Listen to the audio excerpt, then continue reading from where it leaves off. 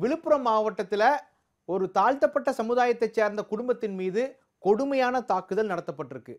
இதில் அந்த குடும்பத்தை சார்ந்த சிறுவன் உயிரிழந்திருக்காப்புல. அந்த சிறுவனுடைய தாயும் சகோதரியும் உயிருக்கு போராடிட்டு இருக்காங்க. இந்த சம்பவத்தினுடைய பின்னணி குறித்து இப்போ விரிவாக பார்க்கலாம்.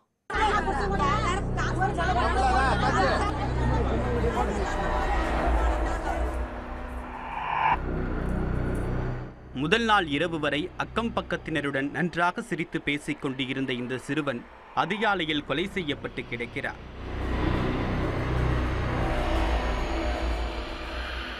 இவரது தாயும் சகோதரியும் உயிருக்கு போராடி கொண்டிருக்கின்றனர். தாக்குதல் மற்றும் கொலைக்கான காரணம் என்ன?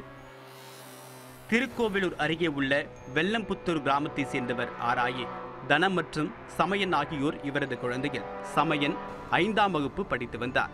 இந்த நிலையில் வியாழக்கிழமை காலை 6 மணியாகியும் வீட்டில் இருந்து ஒருவரும் வெளியில் வராத நிலையில் அக்கம் பக்கத்தினர் கதவை தட்டியுள்ளனர்.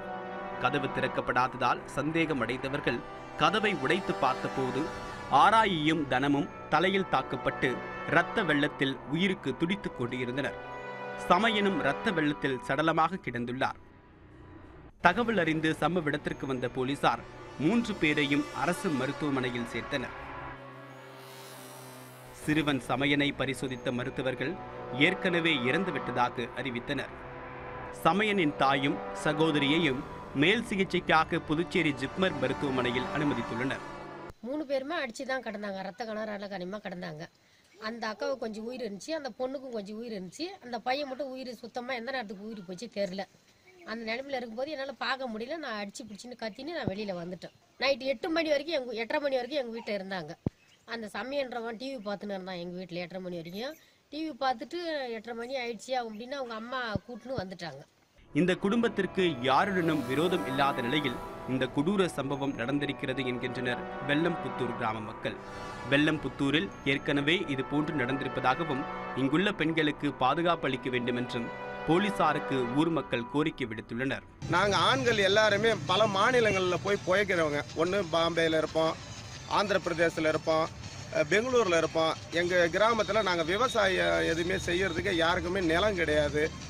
நாங்கள் கீழ்பட்ட வகுப்பினரை சேர்ந்தவங்க. அதனால் வெளியில் தான் போய் பிழைப்போம். எங்கள் வீட்டில் இருக்கிறவங்க அத்தனை பேருமே பெண்கள் வீட்டிலே தான் இருப்பாங்க. அவங்களுக்கு எந்த விதமான பாதுகாப்பும் கிடையாது. இதுக்கு முன்னால் இது மாதிரி நடந்து இருக்கு சம்பவம். அவங்களுக்கு பாதுகாப்பு வேணும். எங்கள் வீட்டுக்காரெல்லாம் இங்கே இருக்கிறது கிடையாது, வெளியில் தான் இருக்கிறாங்க.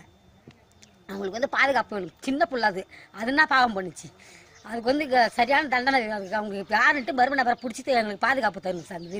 இந்த தாக்குதல் குறித்து வழக்கு பதிவு செய்துள்ள அரக்கண்டநல்லூர் போலீசார் கொலை மற்றும் தாக்குதலில் தொடர்புடையதாக 4 பேரை பிடித்து விசாரணை மேற்கொண்டு வருகின்றனர்.